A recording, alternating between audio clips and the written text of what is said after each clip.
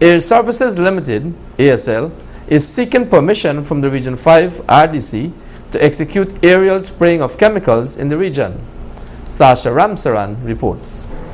A consultation between Air Services Limited, ASL, and the Regional Democratic Council Region 5 was held last Thursday at the RDC's boardroom to discuss the possibility of granting permission for Air Services Limited to apply chemicals, seeds, and fertilizers via aircraft in the region. In an effort to fulfill the mandate of the Environmental Protection Agency, ASL is seeking a no-obligation letter from the RDC to carry on its operation in the region. The RDC, in response, requested that additional information be provided by ASL so that a decision can be taken. The consultation saw representatives from ASL informing the councillors about the company's operations and how it will be applied in the region. This presentation was done by Assistant Managing Director of ASL, Mr. Brian Latchman. Within the context of agriculture, is to supply an airworks application service to farmers with emphasis on, number 1, safety, 2, quality, and 3, economy. Safety to company staff, the community, and the environment. Quality application for all clients. And through planning and organization, scales of economy, improving the cost of production.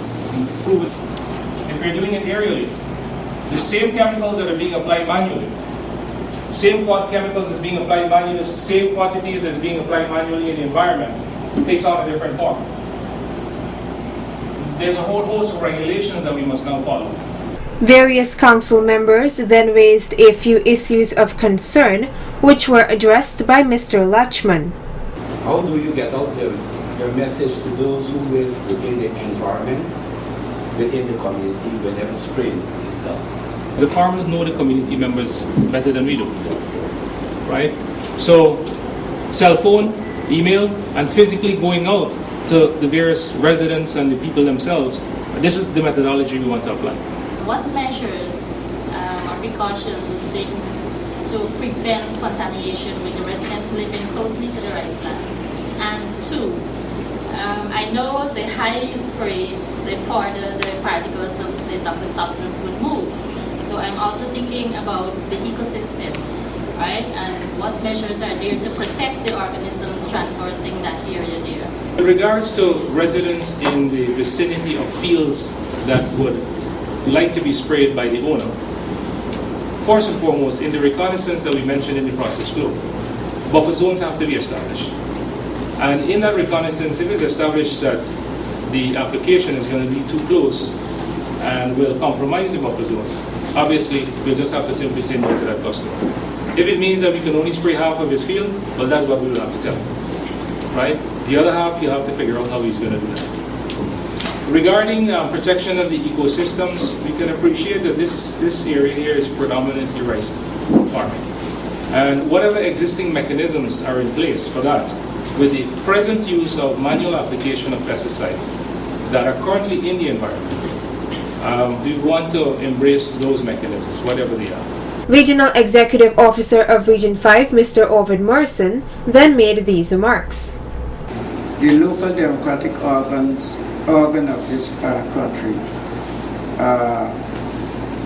gives certain requirement, responsibility to us, and I quote the B section, to protect and improve the physical environment. G section said, to preserve the law and order. Those two requirements falls upon the hands of the administration. As it is here now, as I told my officers, we are listeners. We are not enforcers until there's a decision by the council. But in the interest of some of the ambiguity of the presentation, it's no fault of the presenter, where from my perception and my understanding, there seems not to be a what you'd call established check and balance. The REO then went on to suspend the operations of Air Services Limited within the region, pending further consultation concerning the health hazards, if any, that such operations could pose to the residents. The wind, as I said, has its own control. We don't have control on that. How would they be aware that they are about to harvest something to sell to consumers that may have the potential, damaging potential? Those are areas that, as the administrator of the region, I am yet to be convinced of. The council, as I said, has that responsibility to make a determination, but as the administrator, I would ask that there be a freezing of all flight over the respective communities until the RDC is satisfied that the citizens and the farmers of the communities that has their location close to the rice industry can be guaranteed from any damages. Until that is put into place, I would always, as an administrator in this region, be very concerned for the lives and crops of the people in this region. Air Services Limited in the past successfully obtained permits to carry out their operations from the Guyana Rice Development Board, the National Agricultural Research and Extension Institute, and the Pesticides and Toxic Chemicals Control Board. Those in attendance at Thursday's meeting included the Regional Chairman, Mr. Victor Ramphul, Regional Vice Chairman, Mr. Ryan Peters, Deputy Regional Executive Officer Mr. Govind Singh, and Captain Zahir Yusuf, Operation Manager of ASL, among others. Sasha Ramsaran reporting for Channel 8 News.